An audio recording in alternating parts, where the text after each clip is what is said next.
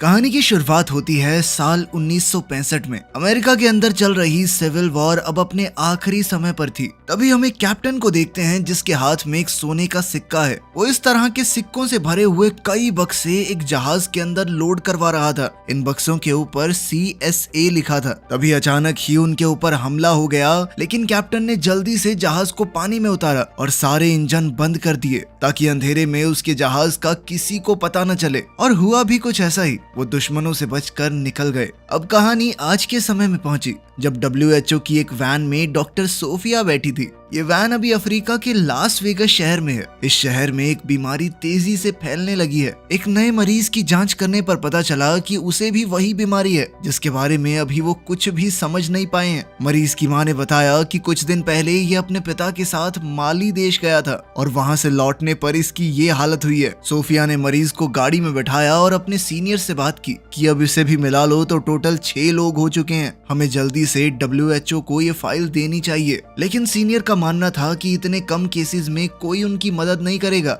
Sophia अब माली देश जाकर ये पता लगाना चाहती थी कि वहाँ ऐसा क्या है कि लोग बीमार पड़ रहे हैं। माली देश में इस वक्त अंदरूनी जंग चल रही थी और सीनियर ने कहा कि कोई भी तुम्हें ऐसे खतरनाक हालातों में उस देश में जाने की परमिशन नहीं देगा। इसी दौरान एक नकाबपोश आदमी उनके ऊपर नजर रखे हुए था। शायद उसे इन डॉक्टरों का यहाँ आना पसंद नहीं है। तभी सोफिया को ध्यान आया कि मरीज के पिता का भी सैंपल ले लेना चाहिए। जिसके बाद सोफिया लाइट हाउस की तरफ निकल गई जहां वो काम कर रहा था। वहां पहुंचकर सोफिया ने देखा कि उसकी भी बिल्कुल वैसी ही हालत है जैसी उसके बेटे की थी, बल्कि वो तो जान गंवा चुका है इस बीमारी से। सोफिया ने चुपचाप उसका सैंपल लिया और बाहर आ गई। इसी बीच पास के समुद्र में एक आदमी बोटिंग कर रहा था और नकाबपोश आदमी जो दूर से डॉक्टर्स को देख रहा था, उसने अचानक सोफिया पर हमला कर दिया। लेकिन इस बोटिंग कर रहे आदमी ने तभी वहां कर सोफिया को बचा लिया। लेकिन इसी हाथापाई में वो नकाबपोश आदमी सोफिया का बैग लेकर वहां से भाग गया।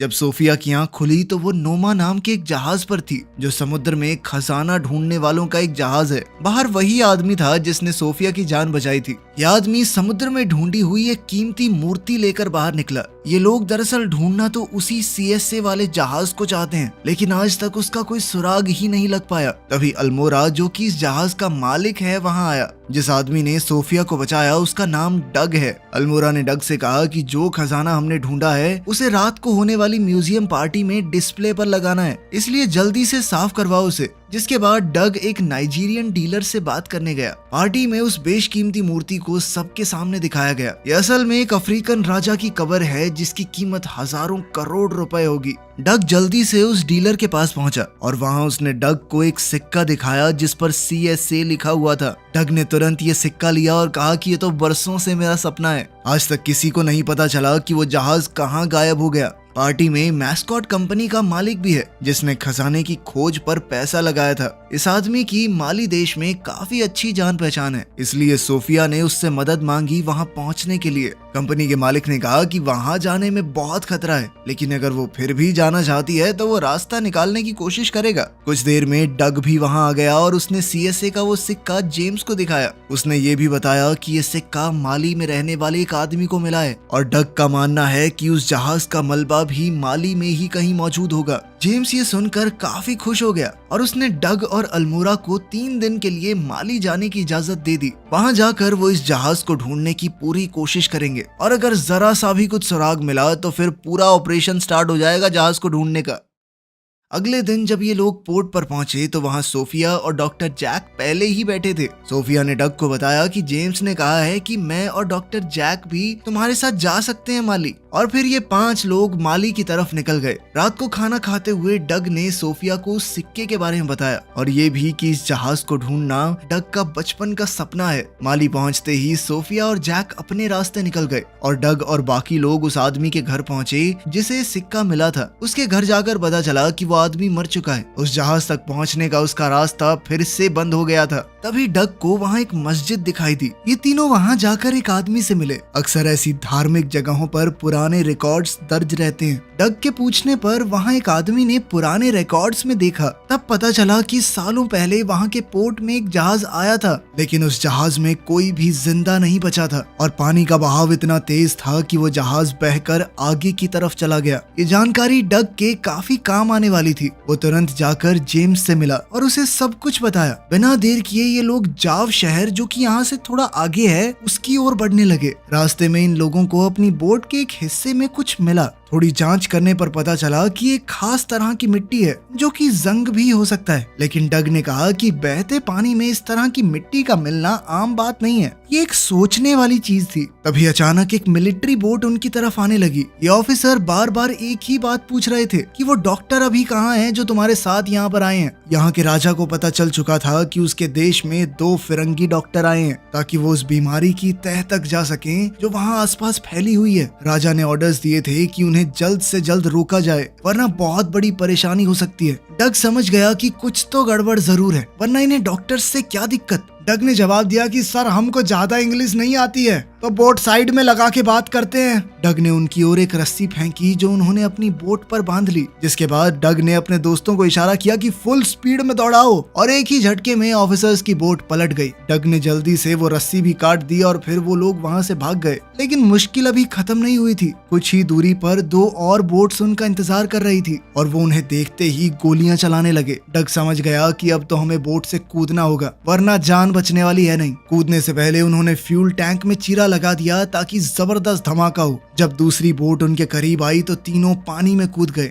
ऑफिसर्स ने बोट पर गोलियां चलाई और लीकेज की वजह से एक जबरदस्त धमाका हुआ जिसमें सारे के सारे पुलिस वाले मारे गए। जल्द ही ये तीनों नदी से निकलकर किनारे पर बने एक घर में पहुंचे। रूडी ने डग से पूछा कि अब तो हमारे पास बोट भी नहीं है, तो जहाज को ढूंढने का काम बंद कर देंगे क्या? डग ने कहा कि उसे बाद में ढूंढेंगे, पहले तो हमें उन डॉक्टरों की जान बचानी होगी। अगर इनके हत्थे चढ़ गए तो मार देंगे दोनों को। डग ने रूडी से कहा कि तुम जल्दी से बॉर्डर पार करके अल्मोड़ा के पास जाओ, और वो खुद जेम्स के साथ दोनों डॉक्टरों को ढूंढने निकल गया। वहाँ दोनों डॉक्टर्स एक गांव में पहुंचे जहां एक भी आदमी नहीं दिख रहा था। उन्होंने बहुत ढूंढा लेकिन हर तरफ सन्नाटा था। सोफिया को एक घर में लोगों की लाशें मिली और इन सभी लोगों की मौत भी उसी बीमारी से हुई थी। सुबह होते ही दोनों ने सारी लाशों को दफना दिया। उधर रूडी ने भी छुपकर बॉर्डर पार कर लिया। सोफिया को गांव में एक कुआं मिला और उसने सोचा कि शायद इसके अंदर कुछ मिले, तो उसने अंदर जाने की तैयारी शुरू की। नीचे पहुंचकर जब वो पानी का सैंपल लेने लगी तभी जैक ने बताया कि ऊपर कुछ मिलिट्री वाले आए हैं, और फिर गोलियां चलने की आवाज आई और जैक को छोड़कर उन्होंने बाकी सबको मार दिया। कुएं के अंदर सोफिया डरी हुई छुपी रही। तभी वहाँ एक हेलीकॉप्टर लैंड हुआ जिसमें माली देश का राजा काजिम वहाँ आया। काजिम ने जैक से पूछा कि लेडी डॉक्टर कहाँ पर है। चॉपर की आवाज सुनकर डग और जेम्स को भी पता चल गया कि डॉक्टर आसपास ही होंगे, लेकिन काजिम बहुत गुस्से में था। उसने जैक को गोली मार दी और अपने आदमियों को ऑर्डर दिया कि सोफिया को जल्द से जल्द ढूंढा जाए। डग और जेम्स पास ही में छुपकर ये सब कुछ देख रहे थे। काजिम के आदमी आसपास सबको मारने लगे। एक बार तो डग की जान भी खतरे में आ गई, लेकिन पीछे से सोफिया ने आकर काजिम के आदमी को मार दिया। अपने सीनियर डॉक्टर जैक की मौत से सोफिया को बहुत गहरा सदमा पहुंचा, लेकिन डग ने कहा कि जल्द से जल्द यहाँ से निकलना होगा क्योंकि ये जगह बिल्कुल भी सुरक्षित नहीं है। अब वो तीनों काजिम के मिलिट्री एरिया से निकलकर एक दूसरी जगह पहुंच गए, लेकिन ये लोग जहाँ पहुंचे हैं ये और भी ज्यादा खतरनाक है। तभी वहाँ कुछ घुड़सवार आए और इन तीनों को बंदी बना लिया और अपने राजा गॉडिगो के पास ले गए। गॉडिगो ने उनसे पूछा कि यहाँ तुम क्या करने आए हो? सोफिया ने बताया कि मैं एक डॉक्टर हूँ और एक बीमारी फैली हुई है आपके इलाके में, उसकी खोज कर रही हूँ। बीमारी का नाम सुनकर उसे एक कमरे में ले जाया गया जहाँ न जाने कितने लोग उसी बीमारी से मर चुके हैं। सोफिया ने जांच करके कंफर्म किया कि हाँ, इन सब की मौत भी उसी बीमारी से हुई है। उसी का पता लगाने आई हूँ मैं यहाँ पे। थोड़ा सोचने के बाद गॉडिगो ने उन सबको अपने शहर में रहने की इजाजत दे दी। इसके बाद सोफिया ने वहाँ के पानी की जांच की तो पता चला कि उस जगह का पानी जहरीला हो चुका है और ये नेचुरल तरीके से नहीं हो सकता। इस पानी में जरूर जानबूझकर कुछ मिलाया गया है। यही बात उन्होंने राजा को बताई और कहा कि पानी में ये जहर कहाँ से आ रहा है, इस बात का पता लगाना ही होगा। राजा ने भी हामी भरते हुए कहा कि जल्द से जल्द पता लगाओ, तुम्हारी जितनी मदद मुझसे हो पाएगी मैं करूंगा। इसके बाद जेम्स वहाँ के बच्चों के साथ फुटबॉल खेल रहा था। जब बॉल थोड़ा आगे चली गई तो वो उसका पीछा करते हुए एक अनोखी जगह पर पहुंचा। इस जगह पर तो अलग सी पेंटिंग्स बनी हुई थी। और ताज्जुब की बात यह है कि इन पेंटिंग्स में उस जहाज का जिक्र है जिसे वो ढूंढते हुए यहाँ पर आए हैं। पता चला कि वो यहीं पर किसी सूखे रेगिस्तान में दबा हुआ है। सोफिया और डग भी वहाँ इसे देखने पहुंचे। डग ने बताया कि आज से 200 साल पहले इस जगह पर एक नदी थी, लेकिन आज वो नदी सूख चुकी है। अब वो तीनों ही नदी को ढूंढने की तैयारी में लग गए। अभी वो लोग इस नदी को ढूंढने का प्लान बना ही रहे थे कि तभी उन्हें इस पेंटिंग में एक किला दिखाई दिया। मतलब इस नदी के आसपास कोई किला भी था। और डग का मानना है कि हो सकता है जो पानी इस गांव में आ रहा है, जहरीला पानी, वो उसी नदी का हो। नदी पूरी तरह से सूखी ना हो, उसका पानी नीचे ही नीचे चल रहा हो। अब इन तीनों ने नदी की तरफ बढ़ने का सफर शुरू किया, उस रास्ते पर जहां 200 साल पहले नदी हुआ करती थी। जल्द ही उन्हें वो किला भी दिख गया। इस किले पर चढ़ने के बाद उन्हें एक सोलर प्लांट दिखाई दिया जो कि मैस्कॉट कंपनी का था। लेकिन ऐसी सुनसान जगह पर एक सोलर प्लांट के होने का कोई मतलब समझ नहीं आया। डग को कुछ दूरी पर एक ट्रेन दिखाई दी। ये लोग धीरे धीरे ट्रेन की तरफ बढ़े और चालाकी से ट्रेन के अंदर घुस गए। वहीं रूडी अब अल्मोड़ा के पास पहुंच चुका था। रूडी को अपने कपड़ों पर वैसे ही लाल जंग का सैंपल मिला जो उन्हें माली में अपनी बोट पर मिला था। जब रूडी ने सैंपल की टेस्टिंग की और रिजल्ट अल्मोड़ा को दिखाया तो वो ये देखकर हैरान रह गया। वहीं सोफिया, जेम्स और डग उस प्लांट के अंदर पहुंच गए। अंदर जाकर उन्हें समझ आया कि ये प्लांट एक रेडियो एक्टिव केमिकल बनाने के लिए काम कर रहा है, जो कि यहाँ मौजूद तेज सूरज की रोशनी की वजह से बहुत जल्दी बनकर तैयार हो जाएगा। तभी वहाँ सोफिया की नजर कुछ कंटेनर्स पर पड़ी जिन्हें अंडरग्राउंड ले जाया जा रहा था। इन तीनों ने उस आदमी का पीछा किया और जब बेसमेंट का दरवाजा खुला तो तीनों देखते ही रह गए। इस बेसमेंट में हजारों टन के हिसाब से रेडियो एक्टिव और जहरीले केमिकल सालों से पड़े हुए थे। कुछ कंटेनर तो दिख रहा है कि लीक भी कर रहे हैं, जो कि जमीन के अंदर रिसते हुए नीचे से बहने वाली नीरजा नदी में मिल रहे होंगे। और इस नदी का पानी माली का पूरा देश पीता है। इसी वजह से ये बीमारी इतनी तेजी से फैल रही है। वहाँ अल्मोड़ा और रूडी उस रिपोर्ट को लेकर यूएस एम्बेसी पहुंचे। ये रिपोर्ट देखकर यूएस एम्बेसी के आदमी को भी विश्वास नहीं हुआ कि ऐसा कुछ भी हो सकता है। वहीं जेम्स अपने दोस्तों के साथ प्लांट से भाग ही रहा था कि तभी मैस्कॉट के लोगों ने उन्हें पकड़ लिया। मैस्कॉट ने सोफिया से पूछा कि तुम लोग यहाँ क्या कर रहे हो और इस जगह का तुम्हें पता कैसे चला। सोफिया ने मैस्कॉट से कहा कि तुम इस प्लांट में जो भी कर रहे हो उससे लोगों की जान जा रही है। जिस पर मिस्टर मैस्कॉट ने कहा कि वो ऐसा कुछ नहीं कर रहा, बल्कि हम तो जहरीले केमिकल्स को आग में जला रहे हैं, खत्म कर रहे हैं। सोफिया ने उसे बताया कि जो केमिकल तुमने बेसमेंट में स्टोर किए हैं वो नदी में मिल रहे हैं जाकर, जिसे लोग पीकर बीमार पड़ रहे हैं। ये सुनकर तो मिस्टर मैस्कॉट भी डर गया कि कहीं ये सच तो नहीं। अब वो लोग डग और जेम्स को बांधकर कहीं ले जाने लगे। डग ने दिमाग चलाया और सोने के सिक्के की मदद से ट्रक के पीछे का दरवाजा खोल दिया, जिससे वो लोग ट्रक से अलग हो गए। मिस्टर मैस्कॉट जल्द से जल्द काजिम से मिला और जो बात भी सोफिया ने उसे बताई थी मैस्कॉट ने काजिम को बताई। काजिम ने कहा कि अगर उसे चिंता है तो प्लांट को बेशक बंद कर दे, लेकिन उसके पैसे उसे हर महीने मिलने चाहिए। उसे फर्क नहीं पड़ता लोगों के मरने से। डग और जेम्स अब इस रेगिस्तान में भटक रहे थे।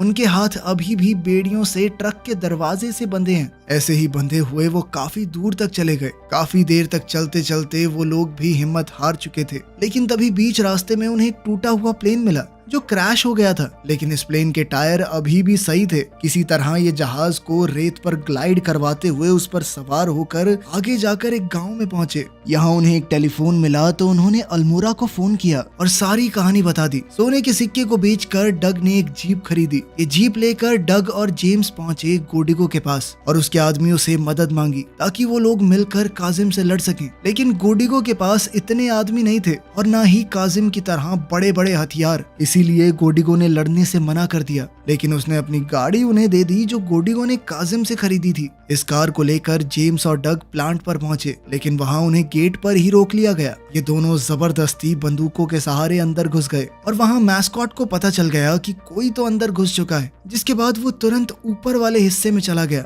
डग और जेम्स जैसे ही अंदर गए उन्हें देखकर हैरानी हुई कि पूरा प्लांट खाली हो चुका था। तो जेम्स ने कहा कि शायद मैस्कॉट को यकीन हो गया है कि उसकी वजह से लोग मर रहे हैं और ये बात अमेरिका तक पहुंच गई होगी, इसीलिए ये इस प्लांट का नामो निशान खत्म करना चाहते हैं। जेम्स जल्दी से नीचे जाकर वो विस्फोटक ढूंढने गया जिसकी मदद से ये लोग इस प्लांट को उड़ाने की कोशिश कर रहे होंगे। तभी वहाँ एक हेलीकॉप्टर लैंड हुआ। मैस्कॉट जबरदस्ती सोफिया को लेकर उसमें बैठ गया। वो निकल ही रहे थे कि तभी वहाँ डग आ गया। डग ने मैस्कॉट को पकड़ ही लिया था, लेकिन तभी पीछे से मैस्कॉट का एक आदमी आ गया और उसने डग को रोक लिया। उधर सोफिया समय रहते हेलीकॉप्टर से कूद गई।